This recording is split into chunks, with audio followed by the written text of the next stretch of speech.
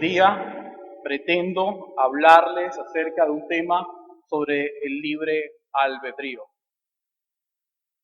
Pero antes de introducirnos a esta doctrina, desde hace unos días ha estado ocurriendo algo particular en el mundo. Y es que el mundo ha estado sintiendo los efectos de un conflicto que se produjo por la pervertida libertad humana.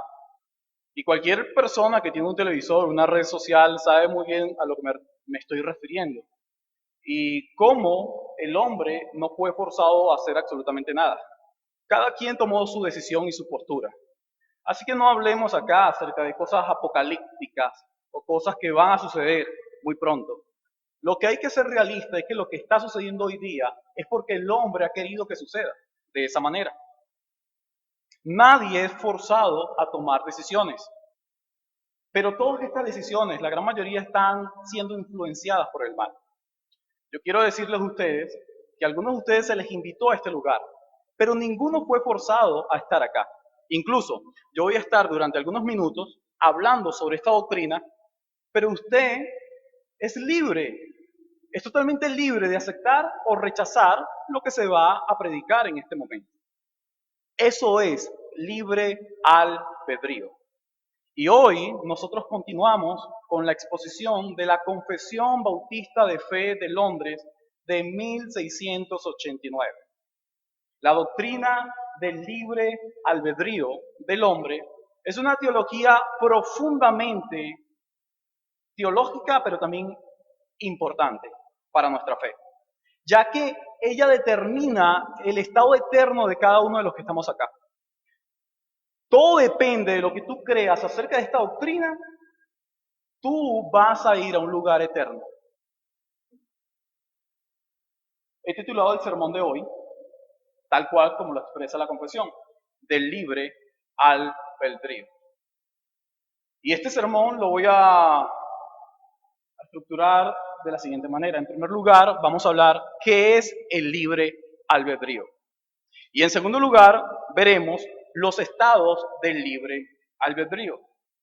Yo quisiera utilizar el libro de Eclesiastés. Invito, si alguno de ustedes trajo su Biblia, abra su Biblia en el libro de Eclesiastés, capítulo 7, versículo 29. Voy a leer la palabra de Dios y dice lo siguiente.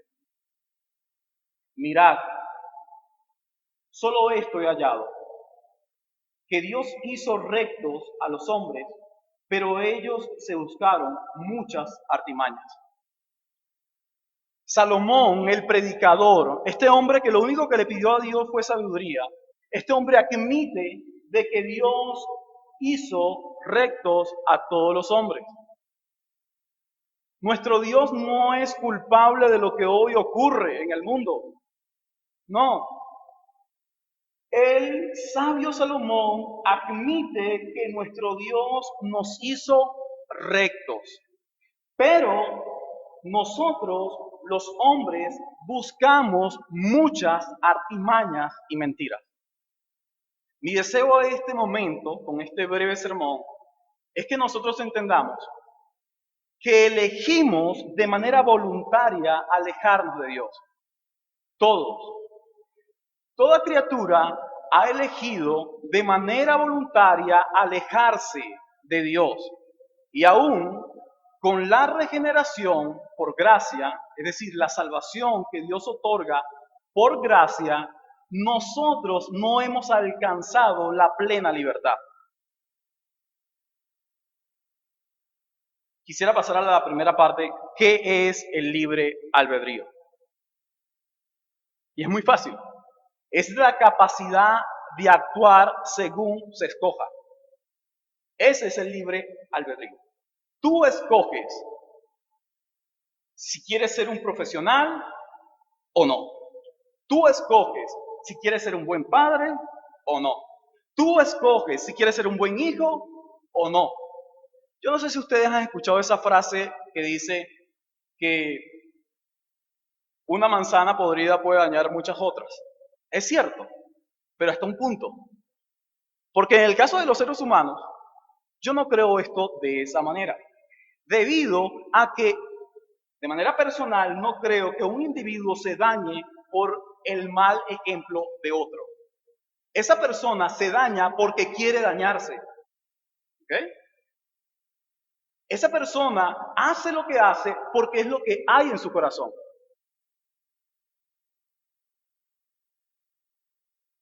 Dios ha dotado, según el párrafo 1 de la confesión, dando una excelente definición del libre albedrío, nos dice que Dios ha dotado la voluntad del hombre para actuar por elección propia que no es forzada.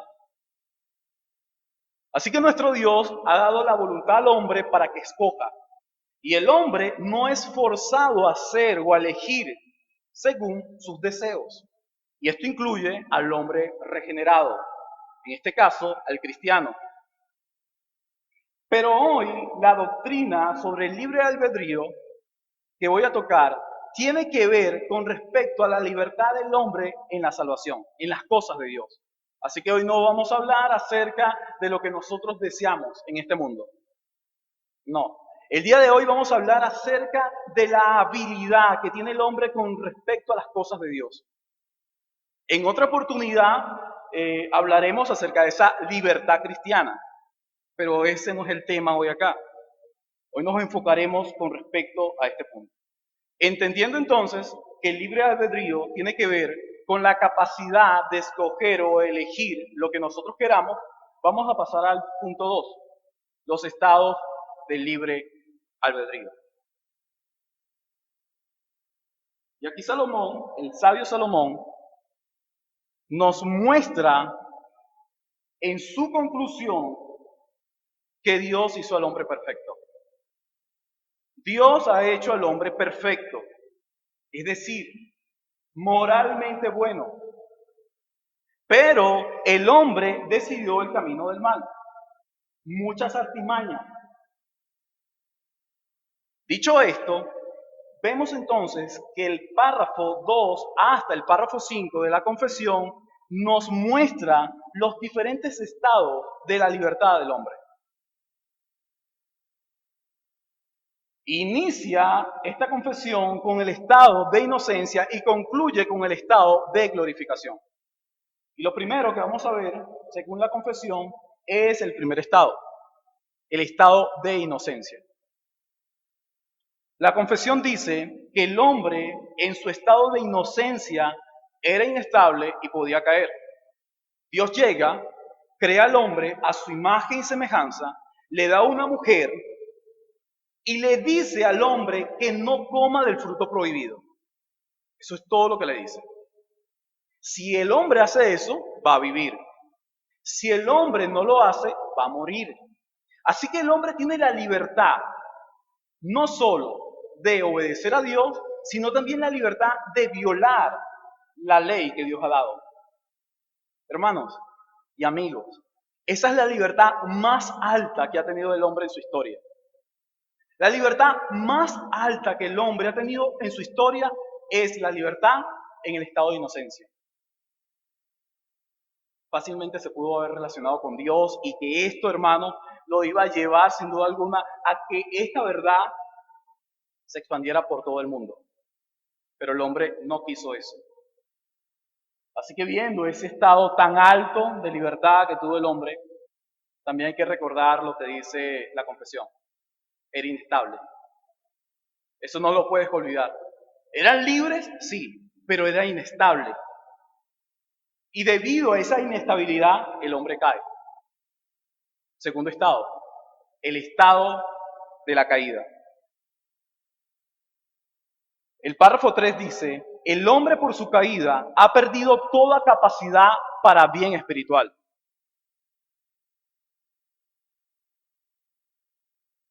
Y esa parte nos enseña a nosotros que el hombre no está capacitado para buscar de Dios. El hombre es libre, sí es libre, pero el hombre no tiene la libertad de alcanzar a Dios. Allí es donde nosotros podemos ver en la religión, en la enseñanza cristiana, que surge en dos ramas. Los arminianos, que aceptan que el hombre no está del todo incapacitado. No. La criatura, es decir, el pecador, puede decidir si busca a Dios o lo rechaza. Esa es la postura arminiana. Pero surge también la postura calvinista. Y la postura calvinista nos dice a nosotros que el hombre no está capacitado para buscar a Dios. ¿Qué enseña la Escritura? La Escritura enseña que nosotros los seres humanos estamos incapacitados para buscar de Dios. Nosotros nos alejamos de Dios por naturaleza. Amigo, el que tú en este momento estés en este lugar por tu propia voluntad escuchando este sermón no significa que eres salvo. No significa de que tú ya tienes una relación con Dios. No, ninguno de nosotros puede alcanzar esto. Y es allí donde hay que admitir uno de los mayores errores que se ha estado propagando en las iglesias cristianas. ¿Cuál es? La oración de fe. No sé si ustedes han escuchado acerca de esto. Van a una iglesia cristiana, hay un sermón, concluye el sermón y luego viene el llamado. Amigo, no te resistas, pasas acá, a este lugar, repite esta oración y serás salvo. Esa es la postura arminiana, donde el pecador tiene la facultad de decidir si es cristiano o no. No, mentira. El hombre está muerto en sus delitos y pecados. Y el hombre por naturaleza se opone a Dios. El hombre no desea a Dios. El hombre no ama a Dios. ¿Por qué crees que a veces las personas se acercan a la iglesia y de repente se alejan? Porque esa persona no ha tenido una relación personal con Dios. Tú tienes que entender que cuando el hombre entra en el estado de la caída, el hombre ha perdido toda facultad. Esto es parecido a una empresa. Buscas un trabajo, llevas tu currículo, en la empresa te entrevistan, en recursos humanos ven que tienes la capacidad para trabajar allí, te aceptan, eres un personal fijo, pero luego la empresa al observar tu desempeño decide retirarte de su organización.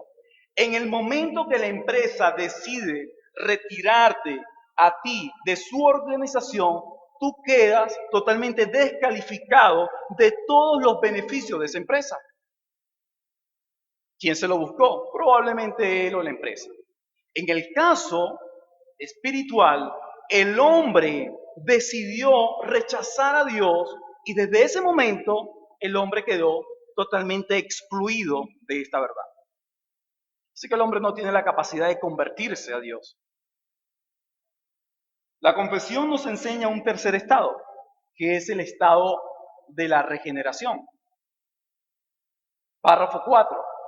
Dice, cuando Dios convierte a un pecador, lo capacita para lo que es espiritualmente bueno. Vimos entonces en el párrafo 2 que el hombre era inestable. En el párrafo 3 que el hombre había caído. Y en el párrafo 4 estamos observando que Dios es quien convierte al pecador. El pecador tiene la responsabilidad de escuchar la palabra de Dios. Él tiene esa responsabilidad de leer la palabra de Dios. Ahora, Dios es quien puede regenerar o convertir a este pecador. Pero no solo lo salva. Ve lo que hace Dios. Te salva, pero también te capacita para desear lo que espiritualmente es bueno. ¿Ves por qué la criatura no puede forzar a otra criatura a desear lo que espiritualmente es bueno? Porque esto lo hace Dios. Dios es quien capacita a la criatura para que elija, para que ame, para que anhele lo que realmente es bueno. Hermanos y amigos, a pesar de lo grandioso que es este estado de regeneración y cómo Dios nos convierte de la miseria a un estado de gracia para relacionarnos con Él, a pesar de que somos libres del reino de Satanás, no gozamos de la plena libertad. El creyente no goza de la plena libertad. Entonces, ¿qué quedará para el impío? Si el creyente en su estado regenerado no goza de esa plena libertad, el pecador ni siquiera un poco ha gustado de esa verdad, de ese libre albedrío. Así que seguimos sin ser libres de manera plena o absoluta. Tú puedes preguntarte, ¿por qué? Porque todavía estamos en un cuerpo caído y pecaminoso. Es allí donde Juan nos dice a nosotros que debemos, sin duda alguna, diariamente confesar nuestros pecados. Porque los cristianos son personas también que pecan. Pero la confesión en su último párrafo te enseña el último estado. Y es el estado glorificado. Un estado, amado hermano, que aún nosotros no hemos alcanzado. Es la voluntad del hombre hecha perfecta únicamente en el estado de gloria. Nuestro gran Dios llega y en el estado de gloria permite que nosotros experimentemos la verdadera libertad. Así que somos libres en Cristo, actualmente sí lo somos, pero no hemos alcanzado esa plena libertad. Así que el libre albedrío del hombre te muestra que estamos alejados de Dios, pero Dios en su gracia nos ha alcanzado, pero todavía no gozamos de la plena libertad. Y este estado, hermanos, el estado de gloria, nos recuerda la plena libertad que tendremos en la ciudad celestial, en la Jerusalén eterna, en ese gran día donde todos los redimidos se reunirán a adorar al Creador por siempre. Allí nuestra voluntad será inmutable. Allí nuestra libertad será única, absoluta. Hermanos, nuestra libertad no va a ser dañada por los efectos del pecado. ¿Recuerdas lo que dice Pablo? Queriendo hacer yo lo bueno, no puedo, sino que hago lo malo. Bueno, pero en aquel gran día, el apóstol Pablo y todos los redimidos diremos, ahora sí, deseo hacer lo bueno y no hay nada que obstaculice mi vida y mi adoración a Dios. Amigo mío, este día, por medio de esta doctrina, quiero que entiendas que tu rechazo a Dios es natural. Y tienes que ser lo suficientemente humilde para entender de que tú le rechazas. Porque lo mismo ocurría con nosotros. Rechazábamos a Dios constantemente. Y no hay excusas. Con la entrada del pecado, lo único que nosotros, los pecadores, hemos obtenido ha sido la pérdida de la libertad. Y también la libertad y habilidad para hacer lo bueno. Pero por pura gracia, este gran Dios te regenera. Este gran Dios llega, te elige, te salva por medio de un llamado eficaz, a través de Cristo como mediador entre el pecador y Dios. Y es allí donde tienes la oportunidad de recuperar la libertad. Esa libertad que fue perdida por nuestros primeros padres. Amado hermano, al ser salvos por Dios, no solo recuperamos la verdadera libertad, sino que estamos esperando la máxima expresión de la libertad en el día de la glorificación. Vivamos, hermanos, en este momento delante de Dios para glorificarlo y honrarlo a Él con la capacidad que nos ha dado para hacer el bien espiritual.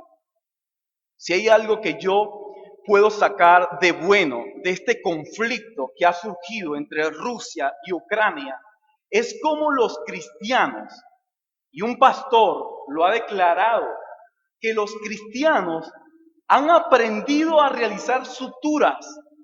Los cristianos han aprendido a vendar las heridas de los ucranianos, que ellos están decididos para honrar a Dios, de no salir de la nación, sino quedarse allí para honrarlo.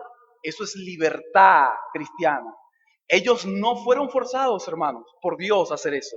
Ellos no fueron forzados por los otros hermanos a hacer eso. Recuerda, ni el incrédulo ni el regenerado es forzado a hacer nada. Pero el creyente que ama a Dios y que ha sido salvo por gracia, sabe que su libertad ha de ser utilizada para el bien espiritual de los demás. Y esto es algo, hermanos, glorioso que debe llevarnos a todos nosotros a orar también por nuestros hermanos en ese lugar.